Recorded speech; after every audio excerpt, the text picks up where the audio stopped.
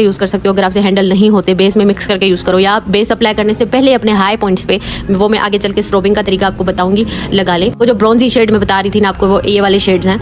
अब ये वाले शेड डस्ट की डीप मीडियम स्किन टोन पे अगर हाईलाइटर्स के यूज़ करोगे तो वो बहुत खूबसूरत लगेंगे, ठीक है। गाइस कोई कलर की कैद नहीं है कि आपने ये वाला हाईलाइटर का लगाना है, लेकिन बहुत एक चिकता हुआ सिल्वर ना लगा लिया करें। सिल्वर को गोल्ड के साथ मिक्स करके, पिंक के साथ मिक्स करके लगाएं तो फिर आप दिखेगा आपके मेकअप में वाजिया फर्क आएगा। कहते हैं व्हाट इज स्ट्रोबिंग। स्ट्रोबिंग का मतलब होता है एक्सट्रीम ग्लो, ठीक है। ये टर्म जो है इसलिए इस्तेमाल किया गया है, यहाँ पे मैंने इसकी मीनिंग भी लगा ली है कि आप अपने फीचर्स को बहुत ज़्यादा इनहेंस करो, ठीक है। इतना ज़्यादा वो हाईलाइटर वगैरह लगाते हैं कि फेस बहुत ज़्यादा बल्ब की तरह ग्लो करता है, और फीचर्स जो है आपके फेस के इतने इनहेंस्ड लगते हैं विदाउट कॉन्टोरिंग। अभी ये आप सुन के ना बिल्कुल वो मत हो जाएगा कि अच्छा हमने कॉन्टोरिंग नहीं करना, सिर्फ हाईलाइटिंग करना है, तो नहीं, ये जस्ट एक टर्म है। आप कॉन्टोरिंग वॉन्टोरिंग अपना बिल्कुल वैसे ही करो जैसे करते हो, लेकिन अगर आप इस तरह से स्ट्रोबिंग या हाईलाइटिंग फेस की करोगे ना तो आपके फीचर मजीद इनहेंस, मजीद पॉपअप लगेंगे, और आपको इतना ज़्यादा मेहनत नहीं करना पड़ेगा कि किस तरह से करना है, ठीक है। इस तरह से जो है आपने अपने फीचर्स को हाईलाइट करना होता है। यानी हम वरना हाईलाइटर क्या लगाते हैं, चीक बोन के ऊपर लगा लेते हैं, ज़्यादा से ज़्यादा चिन पे लगा लेते हैं, हल्का फुल्का सा नोज पे लगा लेते हैं, इस तरह से करते हैं ना। लेकिन आपने इस तरह से हाईलाइटर लगाना है। अब ये क्रीम हाईलाइटर भी हो सकता है, अब ये पाउडर हाईलाइटर भी हो सकता है, ठीक है। अब दो तरीके हैं कि आप जो है वो बेस लगाने से पहले हाईलाइटर लगा लें, क्रीम वाला या लिक्विड वाला, ठीक है। इन जगहों पे देन उसके ऊपर बेस लगा लें,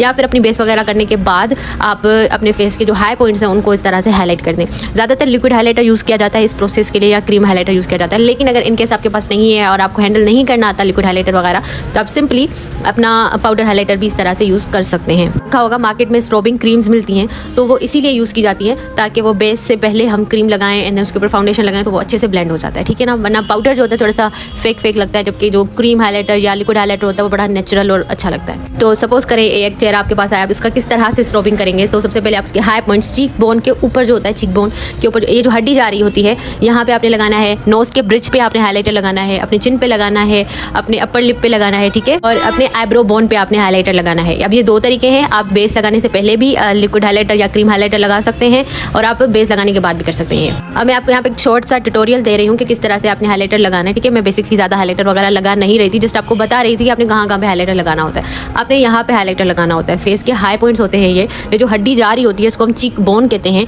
यहाँ पे हमने हाईलाइटर लगाना होता है बेसिकली, ताकि हमारे फेस जो है वो मजीद ग्लो करे और अच्छा लगे, ठीक है। वरना ज़्यादातर क्या होता है, गर्ल्स जो है वो चीक पे भी लगा लेती हैं हाईलाइटर, और मतलब पूरे फेस पे लग जाता है। जब हम चीक्स पे लगाते हैं ना हाईलाइटर, तो हमारा पूरा फेस जो है ना वो बहुत बड़ा मोटा सा लगता है।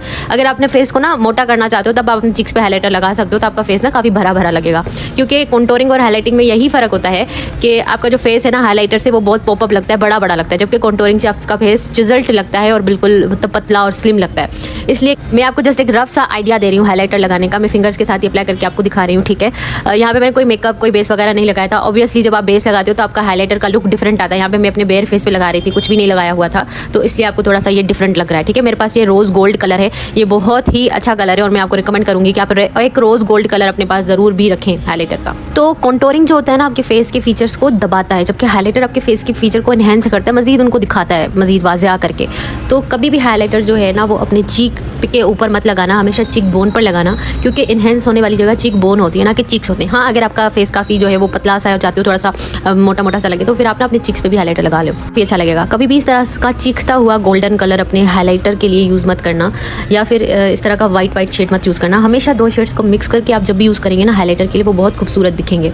या फिर इस तरह का रोज़ गोल्ड रखो अपने पास, सिल्वर रोज़ गोल्ड मिक्स करके यूज़ करो, तो बहुत ही बेहतरीन कलर बनते हैं। तो ऐसा नहीं है कि आप सिल्वर डायरेक्ट नहीं यूज़ कर सकते, आप यूज़ कर सकते हो। आपको जो अच्छा लगता है, आपकी क्लाइंट पे जो सूट करता है वो करो। मैं यहाँ पे आपको जस्ट एक नॉलेज दे रही हूँ कि अगर आप ऐसा करोगे तो मजीद बेहतर लग सकता है, ठीक है ना। अगर आपको पसंद है सिल्वर डायरेक्ट लगाना, लगाइए, आपको कोई नहीं रोकता, लेकिन मैं आपको थोड़ी सी टेक्निक्स बता रही हूँ कि किस तरह से लगाइए, ठीक है। स्टिक हाईलाइटर या फिर क्रीम हाईलाइटर की, स्टिक हाईलाइटर आपको स्टिक के फॉर्म में मिलता है, जैसे क्रायोन ट्यूब एंड स्टिक होता है, या और क्रीम हाईलाइटर आपको क्रीम के फॉर्म में मिलता है, ठीक है। वो क्रीमी सा होता है, उसका टेक्सचर काफ़ी जैसे क्रीम का थिक टेक्सचर होता है ना, बिल्कुल वैसा, ठीक है। लिक्विड हाईलाइटर को भी बहुत सारे लोग क्रीम हाईलाइटर बोलते हैं। तो स्टिक हाईलाइटर है ना, उससे स्ट्रोबिंग जरा इजीली हो जाएगी कि वो स्टिक आप डायरेक्टली अप्लाई करते हो फेस पे, तो वो अच्छे से अप्लाई हो जाएगा। तो ये जो इल्यूमिनेटर है, ये आप बेस से पहले भी फेस पे लगा सकते हो, जिस तरह से मैंने स्ट्रोबिंग का तरीका बताया, और बेस के बाद भी लगा सकते हो, ठीक है। बेस के अंदर मिक्स करके भी लगा सकते हो, जो लिक्विड डालते हैं ना बेस के अंदर बेस को शाइन देने के लिए, तो वो बहुत अच्छा रहता है, ठीक है। इस तरह आपके पास कम से कम 2 से 3 शेड होने चाहिए हाईलाइटर के, एक स्किन कलर का, एक सिल्वर कलर का, एक रोज गोल्ड या फिर गोल्ड कलर का आपके पास होना चाहिए, ताकि आप मिक्स मैच करके यूज़ कर सको अपने हाईलाइटर्स अपने फेस पे। वैसे आपको पाकिस्तानी ब्रांड्स में बहुत अच्छे हाईलाइटर्स मिल जाएंगे। काशिश का हाईलाइटर बहुत अच्छा सैलून में ज़्यादा यूज़ किया जाता है, एसटी का, एल्फ का,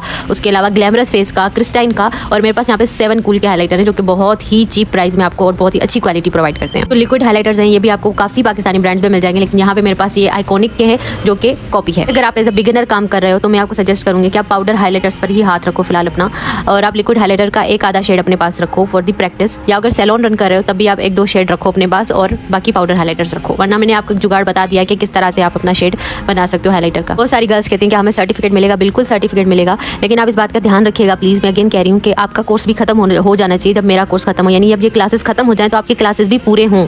ज़्यादा से ज़्यादा भी 1 से 2-3 दिन तक ही मैं आपको रिलैक्सेशन दे सकती हूँ कि चलिए आप अपना कोर्स पूरा कर ले।